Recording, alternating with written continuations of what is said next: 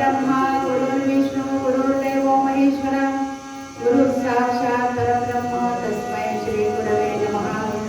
या कुंदेंदु तुषारहार धवला या शुभ्रवस्त्रावृता या वीणावरदंड मंडितकरार या श्वेतपद्मासना या ब्रह्माच्युतशंकर प्रभृतिभिः देवैः सदा वन्दिता सा महात्मा सरस्वती भगवती विशेषजाड्यापः आपदामपहर्तारं दातारं सर्वसम्पदां लोकाभिरामं श्रीरामं भूयो भूयो नमाम्यहम्. मनोजवं मारुततुल्यवेगं जितेन्द्रियं बुद्धिमतां वरिष्ठं वातावरणं वानरयोगमुख्यं श्रीरामदूतं शरणं प्रपद्ये. विभो भक्तीने मोक्षही तुच्छ केला गुणागावया वेद तोही भुकेला घरी पांगले स्वर्णती चंद्रभागा नमस्कार माझा तुला पांडुरंगा. सर्व मंगल मांगल्ये शिवे सर्वार्थ साधिके शरण्ये त्र्यंबके गौरी नारायणी नमोस्तुते. तत्रैव गंगा यमुना च वेणी गोदावरी सिंधु सरस्वती च सर्वाणि तीर्थानि वसन्ति तत्र यत्र पुंडरीकवरदा श्री ज्ञानदेव तुकाराम पंढरीनाथ भगवान की जय. राजाधिराज रामचंद्र भगवान की जय. आर्य सनातन वैदिक हिंदू धर्म की जय. समर्थ रामदास स्वामी महाराज की जय. मंगलमूर्ती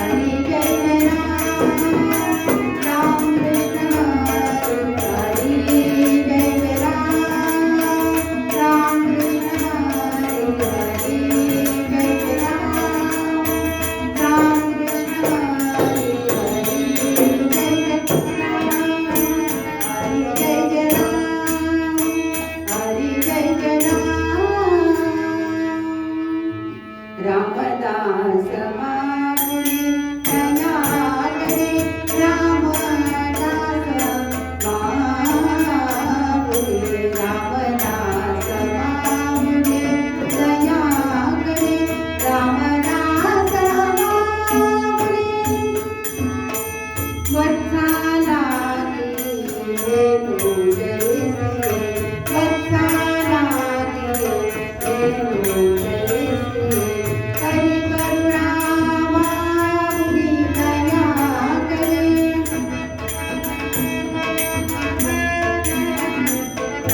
मदंत पाहू नको तरी करे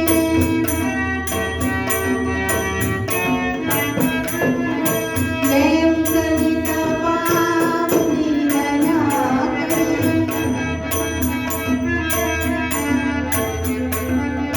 जय रामात्मजा तनया परी करे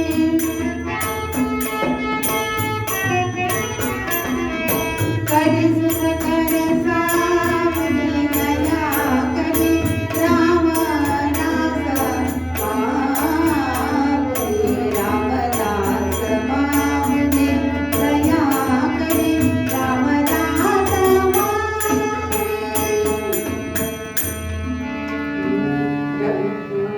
रघुपति राघव राजा राम पतित पावन सीताराम रघुपति राघव राजा राम पतित पावन सीताराम रघुपति राघव राजा राम पतित पावन सीताराम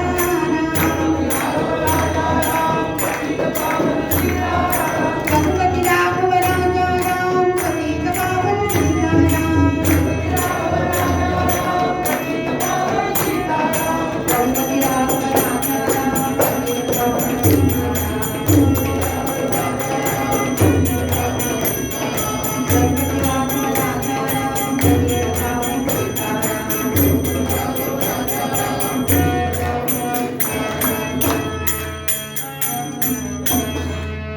राजाधिराज रामचंद्र भगवान की आवाज जरा मोठ्यांनी पंढरीनाथ भगवान की आर्य सनातन वैदिक हिंदू धर्म की समर्थ रामदास स्वामी महाराज की जय जय रघुवीर समर्थ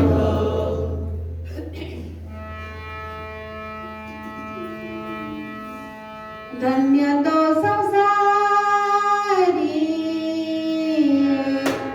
हरि भक्ति करे धन्य तो संसारी हरि भक्ति करे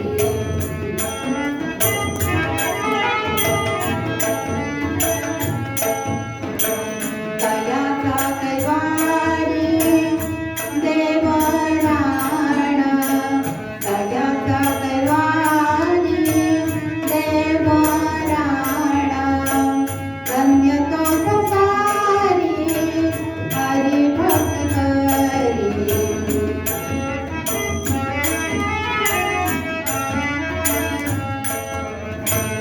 देवराण आले जयाचे मस्तके कयासी लंबी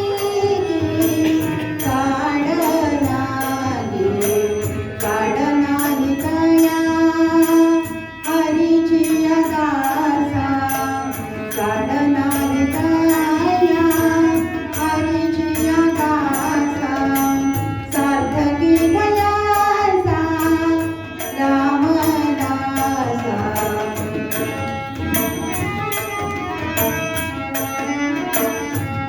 धन्य तो संसारी धन्य तो संसारी धन्य तो संसारी धन्य तो संसारी हरि भक्ति करे पंढरीनाथ भगवान की राजाधिराज रामचंद्र भगवान की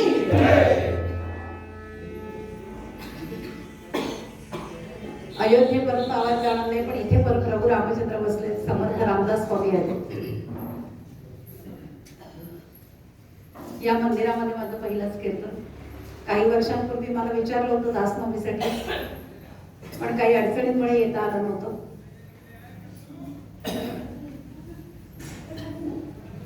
समर्थांचा समर्थ अभंग सेवेसाठी घेतलेला आहे. धन्य तो संसारी हरी भक्ती करी, तयाचा कैवारी देवराणा. प्रपंचामध्ये धन्य कोण? आम्ही सर्वसामान्य जे प्रापंचिक आहोत, आम्हाला धन्यता कशामध्ये असते? घरामध्ये सगळ्या प्रकारच्या सुखसुविधा असल्या की आमचा प्रपंच धन्य. पण संतांचा प्रपंचाकडे, संसाराकडे पाहण्याचा दृष्टिकोन वेगळा आहे.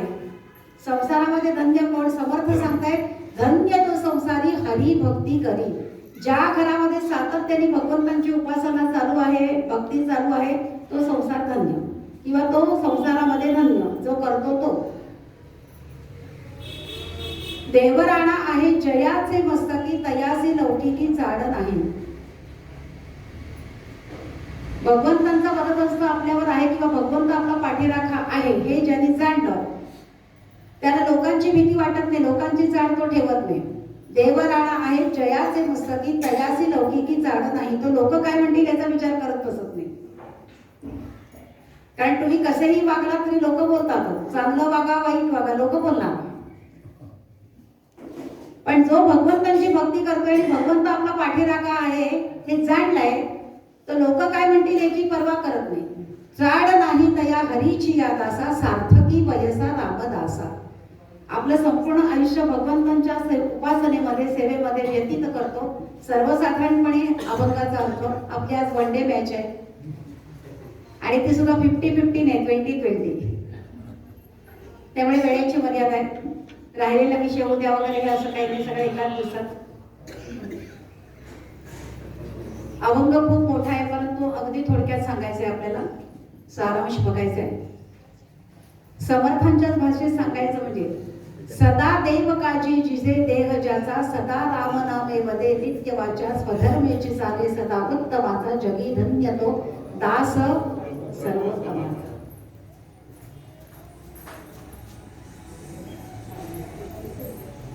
संत सहवासाला महत्व फार आहे की नाही? आज गजानन महाराज प्रगट दिन आहे, भाग्य आपलं. दासनवमी निमित्त हे सगळे उत्सव चालू आहे आपला हा संपूर्ण उद्या परवापर्यंत. आणि त्यात आज गजानन महाराज प्रगट दिन. दुधात साखर म्हणतो आणि बाजूलाच मंदिर आहे जवळच गजानन महाराजांचं. नैनन चिंतन शस्त्राणी नैनन दहती पावका, न चैनन क्लेश यंत्याहो, न शोषती मारुतया मारुता. त्याला आग त्याला जाळू शकत नाही, त्याला वारा सुकवू शकत नाही. देह नश्वर आहे परंतु आत्मा अमर आहे. देह नश्वर आहे परंतु आत्मा अमर आहे. त्या गोसाव्यांना उपदेश करण्यासाठी महाराजांनी मुद्दाम पलंगाला आग लावली. त्या आगीमध्ये बसले आणि सांगितलं की तुम्हीच सांगितलं ना, नैनन छिंदंती शस्त्राणी नैनन दहती पावका, या पण इथे बसा. उपदेश करणं सोपं आहे परंतु त्याप्रमाणे आचरण करणं फार कठीण आहे. उपदेश करणारे खूप आहेत आमच्यासारखे, पण संतांचं तसं नाहीये. बोले तैसा चाले त्याची वंदावी पावले. काही लोक त्याचा अर्थ काय करतात, चालता चालता बोलणं, असं नव्हे. जसं बोलणं तसं आचरण हे महत्वाचं आहे. सदा देव काजी जिजे देह ज्याचा, सातत्याने भगवंतांच्या सेवेमध्ये जो आहे किंवा भगवंतांची सेवा करण्यामध्ये आपलं संपूर्ण आयुष्य व्यतीत केलेलं आहे किंवा त्यांच्यासाठी देह जिजवलाय. सदा देव काजी जिजे देह ज्याचा. पैसे घेऊन नव्हे, पैसे घेऊन देह जिजवणारे भरपूर आहेत. सदा राम नामे वदे नित्य वाचा. सातत्याने भगवंतांचं नामस्मरण, भगवंतांना कधी विसरलेच नाही तो पांडव. सुखात आणि दुःखात भगवंतांना कधीही विसर पडला नाही त्यांचा. ज्या वेळेला भीष्माचार्यांनी प्रतिज्ञा केली की निष्पांडवी पृथ्वी करीन, त्यावेळेला पांडव निर्धास्त होते, पण भगवंत आले पांडवांजवळ की आले. भीष्माचार्यांनी काय प्रतिज्ञा केली आहे माहितीये ना, की निष्पांडवी पृथ्वी करीन, एक तर पांडव तरी जिवंत राहतील नाही तर मी तरी. दुर्योधनाला त्यांनी प्रतिज्ञा केली दुर्योधनाजवळ. एवढे शांत कसे काय राहू शकतात? पण पांडव म्हणाले की भगवंता तू आमचा पाठीराखा आहेस ना, तू जोपर्यंत आहेस तोपर्यंत आम्हाला कुठल्याही प्रकारची भीती बाळगण्याचं कारण नाही. हे फक्त पांडवच म्हणू शकतात, आम्ही नाही. सदा राम नामे वदे नित्य वाचा, स्वधर्मेची चाले सदा उत्तमाचा, जगी धन्य तो दास सर्वोत्तमाचा. स्वधर्मेची चाले म्हणजे काय? माऊलींच्या भाषेत सांगायचं म्हणजे तया सर्वात्मका ईश्वरा स्वकर्म कुसुमाची वीरा, पूजा केली होय अपारा तोषारावी. आपल्याला नेमून दिलेलं काम जास्तीत जास्त प्रामाणिकपणे करणं म्हणजे स्वधर्मेची चाले सदा उत्तमाचा. आपल्या धर्माप्रमाणे वागणारा असं नव्हे त्याचा अर्थ, की नेमून दिलेलं काम जास्तीत जास्त प्रामाणिकपणे करणे म्हणजे स्वधर्मेची चाले सदा उत्तमाचा, जगी धन्य तो दास सर्वोत्तमाचा. एकच दृष्टांत देते आणि पूर्वरंग आठवते. बरोबर 5 वाजता आपल्याला कीर्तन आठवायचं, कारण तिथे परत 6चं कीर्तन. 5-1 मिनिटं मागे पुढे होतील, नाही असं नाही काय. पानसे, घोरपटे आणि पटवर्धन हजारोंची फौज घेऊन पुण्यामध्ये येऊन दाखल झाले आणि त्यांना पेशव्यांना भेटायचं होतं, पण भेट काही त्यांना होत नव्हती, नाकारली जात होती. त्यावेळेचे गृहमंत्री 3.5 शहाण्यातली शहाणे सखाराम बापू ते म्हणाले की पेशवे अनुष्ठानामध्ये तुमची आणि त्यांची काही भेट होणार नाही. ते म्हणाले की आम्हाला फार वेळ घ्यायचा नाहीये, अगदी 2 मिनिटं 5 मिनिटं भेट झाली तरी हरकत नाही, पण आम्हाला भेटू दे त्यांना. पण बापू काही त्यांची आणि त्यांची भेट घडवून देत नव्हते.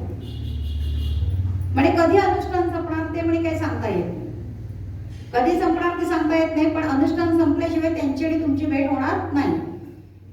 1 दिवस झाला, 2 दिवस झाले, 3 दिवस झाले, हजारोंची फौज घेऊन पुण्यामध्ये येऊन दाखल झालेले. शेवटी त्यांना कोणीतरी असा सल्ला दिला की तुम्ही रामशास्त्री प्रभूंना जाऊन भेटा, त्यावेळेचे न्यायाधीश. त्यांना जाऊन भेटा, ते काहीतरी ह्याच्यातून मार्ग काढतील. आणि म्हणून हे 3 जण रामशास्त्री त्यांच्या घरी गेले, त्यांच्या वाड्यावर गेले आणि सांगितलं की आम्हाला पेशव्यांची भेट घ्यायची आहे, त्यांना काही महत्वाचं आम्हाला काही सांगायचं आहे, पण पेशव्यांची आणि आमची काही भेट होऊन दिली जात नाहीये, तर काय करायचं? रामशास्त्री प्रभू म्हणाले की जे काही असेल ते मला सांगायला हरकत नाही. आणि मग त्यांनी सांगितलं की राघोबा दादा निजामाशी संधान बांधतायत आणि पेशव्यांना मात्र इथे अनुष्ठानामध्ये गुंतवून ठेवलाय, तर तो निरोप आम्हाला पेशव्यांपर्यंत पोहोचवायचा आहे, पण बापू काही त्यांच्याने आमची भेट घडवून देत नाही.